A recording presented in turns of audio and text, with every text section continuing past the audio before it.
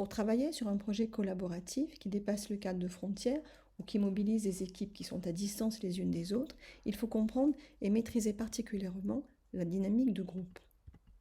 S'agissant de collaboration à distance, les enjeux du télétravail sont à considérer.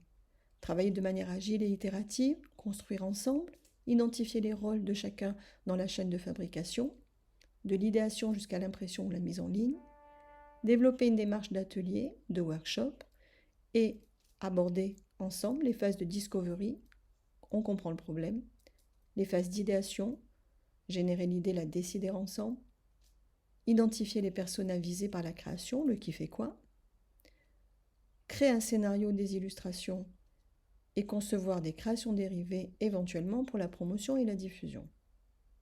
Comment aborde-t-on le sujet? À quelle étape?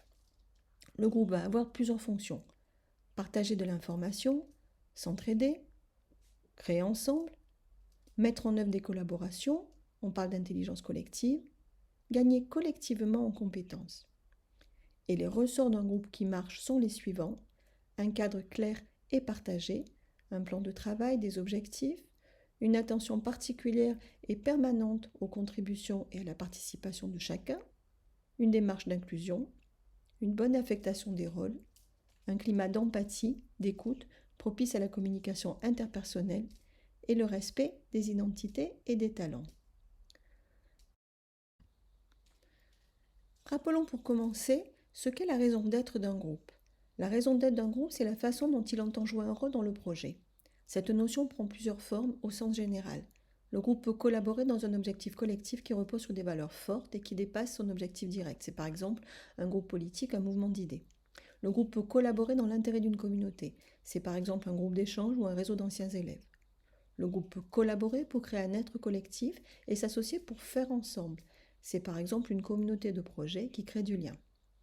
Plusieurs raisons d'être peuvent se succéder, se substituer ou exister à différents moments de l'existence du groupe et du déroulé du projet. Sur quoi repose le groupe? Il repose sur des participants au niveau d'interaction différents.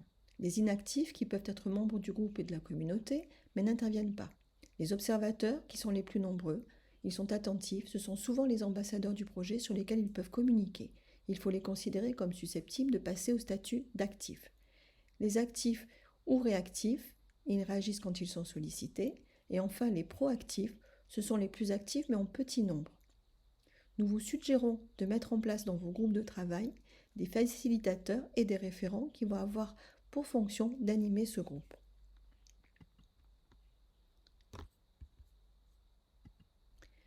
Qu'est-ce que le facilitateur? Le facilitateur, c'est donc l'animateur du groupe.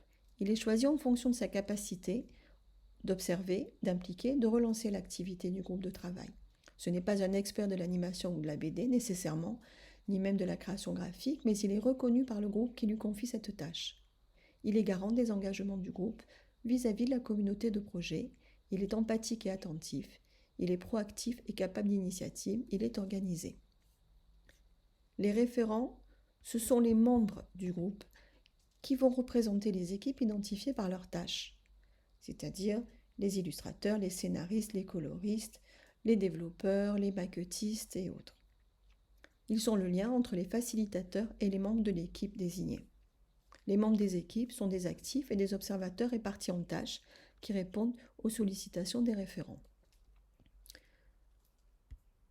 Quant au rôle dans le groupe, on conseille que les facilitateurs consacrent au projet autour d'1 heure par semaine, qu'ils contactent les référents au moins 1 fois par semaine pour un point d'étape, afin de communiquer à la communauté de projet et aux participants de leur groupe l'état d'avancement, les problèmes rencontrés, les défis soulevés, les réussites. À cet effet, ils utilisent une batterie de moyens de travail à distance et de communication en ligne et veillent au respect du calendrier global. Les référents et les participants se prêtent à se relever d'activité et définissent avec les facilitateurs de manière périodique la prochaine étape du projet, la prochaine date de rencontre de l'équipe projet. Les référents observent et reportent les difficultés rencontrées par le groupe et les équipes. Et enfin, la communauté de projet est ainsi sensibilisée aux difficultés rencontrées et partage les solutions qu'elle a trouvées durant des temps d'échange mensuels. Chaque interaction au sein de la communauté de projet repose donc sur un modèle simple, Préciser l'objet de la séquence d'échange, par exemple un atelier d'idéation pour élaborer et partager nos projets de scénario ou pour écrire un pitch. Rappeler la durée de la séquence. Il est important de concevoir des sessions utiles par objectif. Nous sommes dans la phase de recherche, nous sommes dans la phase de prototypage. Rappeler les résultats attendus de la fonction d'échange. Rappeler les outils mobilisés pour les échanges afin de s'assurer que chacun a le même niveau d'équipement. Animer les échanges pour permettre aux participants de réagir à ce qui se passe, notamment gérer le temps et les interventions.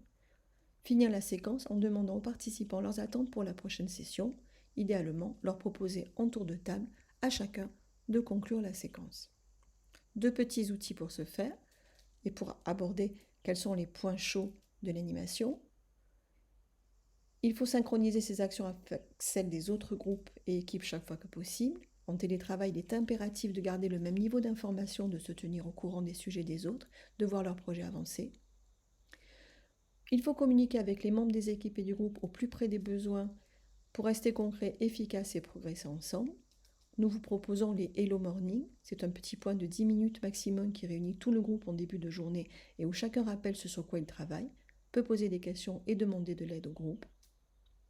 Et enfin, les Bye Bye the Week, qui sont la réunion de fin de semaine, équipe et référents partageant les actions principales réalisées dans la semaine et celles prévues la semaine d'après. Ce point permet aux référents de formuler l'état d'étape pour les facilitateurs.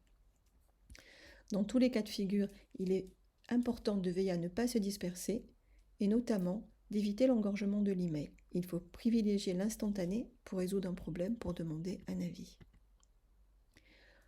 En finale, rappelons les modalités de lancement d'une action de groupe de travail. Les modalités de travail de groupe doivent reposer sur une bonne préparation de son environnement de travail, sur la vérification du niveau d'équipement et la connectivité de chacun, sur la définition des plages de temps compatibles avec la distance, sur le rappel des règles du jeu, sur la mise en place des outils de production en commun, un chat, un Framapan, et sur l'utilisation d'un rituel d'ouverture pour chacune des séquences de travail en commun, ce qu'on appelle un icebreaker. Le facilitateur aura pour fonction principale de veiller à entretenir la motivation et l'engagement de chacun.